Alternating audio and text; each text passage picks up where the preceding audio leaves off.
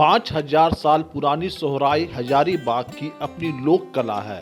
यह लोक कला सिर्फ हजारीबाग तक ही सीमित नहीं रही, बल्कि विदेशों तक कई आर्ट गैलरियों में भी यह अपनी सुंदरता बिखेर चुकी है। अब हजारीबाग के सांसद जयंत सिन्हा इस प्रयास में कि हजारीबाग जिला के प्रवेश द्वार में ही सोहराई फाटक बनवाया जाए, ताकि जो भी व्यक्ति हजारीबाग आए, इस रास्ते से गुजरे तो उसकी नज़र सबसे पहले सोहराई पर पड़े।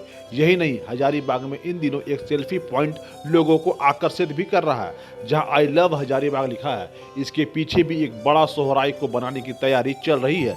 जयंत सिन्हा कहते हैं कि सोहराई कला के बारे में कई लोग जानते हैं। राजधानी रांची में भी कई अधिकारी और गैर सरकारी आवास में सोहराई दिखता है। हमने सोचा है क्यों न हजारीबाग प्रवेश द्वार पर इस सोहराई कला को उकेरा जाए, जिससे कला को ख्याति मिलेगी और इस कला से जुड़े लोगों को रोजगार भी मिलेगा। चौक चौराहे के लिए तो सब जगह सोहराई आर्ट हम लोगों ने लगवाया ही हुआ है। आई लव हजारीबाग जो है उसमें हम लोग एक बड़ा बोर्ड बनाना चाहते हैं आई लव हजारीबाग के पीछे सोहराई आर्ट का, जिसमें जो हजारीबाग की कला है वो वहाँ से उजागर हो। जो आज सेल्फी पॉइंट बन गया है वो और भी सुंदर बने, और मैं सांसद मत के द्वारा वहाँ बोर्ड बनवाने वाला हूँ और पूरे हजारीबाग के आसपास फाटक बनवाने वाला हूँ, जिसमें कि जब लोग प्रवेश करें हमारे ज़िले में तो जो सोहराई आर्ट जो हम लोगों की जो खूबी है वो उनको नज़र आने लगे। सोहराई कला को जीआई टैग भी मिल चुका है। ऐसे में इसकी पहचान अंतर्राष्ट्रीय स्तर तक हो रही है।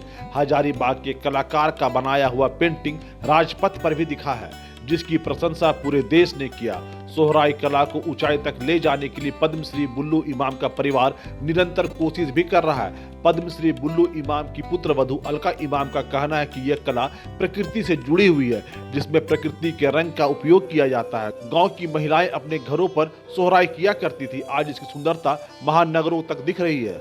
जो गांव की महिला होती है मिट्टी के कलर से, प्राकृतिक संसाधन से वो अपने घरों के दीवारों को लिपती है, पोतती है और कुछ चित्र अंकित करती हैं जो नेचर से रिलेटेड होते हैं, जैसे कि जानवर, पशु, पेड़ पौधे।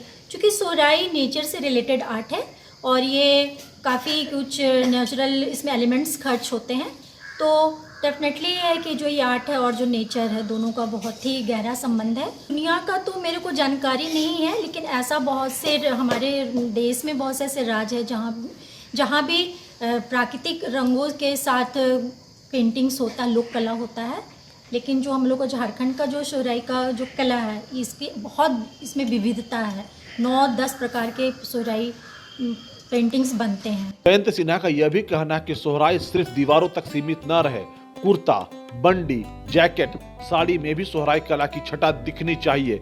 इस बाबत स्थानीय कलाकार और व्यवसायियों को ऐसा करने के लिए सोचना भी चाहिए, तभी सोहराई का वैल्यू ऐड होगा और इसका फायदा दो तरफा मिलेगा। पहला, इस कला को लोग समझेंगे तो दूसरी ओर इस कला से जुड़े लोगों को लाभ मिलेगा। हम लोगों की कोशिश यही है कि आपने देखा ही है रांची एयरपोर्ट वगैरह सब जगह हम लोगों ने सोहराई आर्ट का हम लोगों ने प्रोत्साहन दिया है, लेकिन ये पूरे देश भर में जाए और जैसे चॉपिंग बोर्ड पे बनाया गया है वैसे कुर्ते पे बनाए जाए, पट्टों पे बनाया जाए और सब चीज़ों पे बनाया जाए। अब ये देखिए जैसे वेलकम होम का साइन है, इसमें बनाया जाए।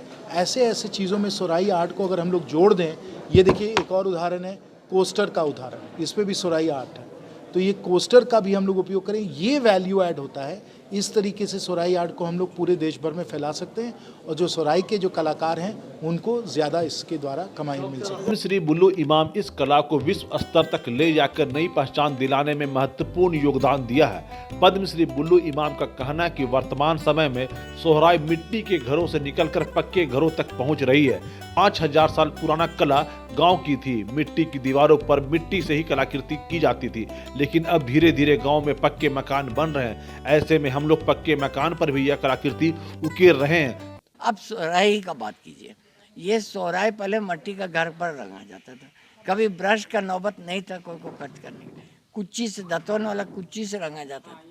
कोई इसमें समझिए कि प्रोफेशनल कलर तो एक्रिलिक कलर का नाम ही नहीं।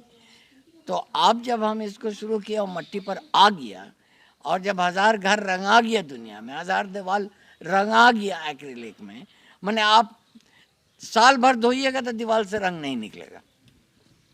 तो आप करते करते हमको ये समझ में आ गया कि जितना हम लोग पक्का घर बना दिए गांव सब में, मिट्टी का घर हटा करके, तो पक्का घर को भी अब हम लोग रंगवा रहे, वही प्राचीन ही कलर में। बट नया टेक्नोलॉजी के साथ।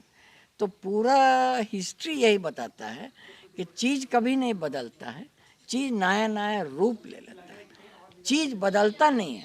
कला किसी खास व्यक्ति विशेष की नहीं होती, सम्मिलित प्रयास से कला को नया आयाम मिलता है। सोहराय कला को पद्मश्री बुल्लू इमाम ने दुनिया के सामने लाया, तो अब इस कला को और भी अधिक लोकप्रिय बनाने की कोशिश हर एक व्यक्ति को करने की जरूरत है। निसंदेह जयंत सिन्हा का यह प्रयास भी काबिले तारीफ है।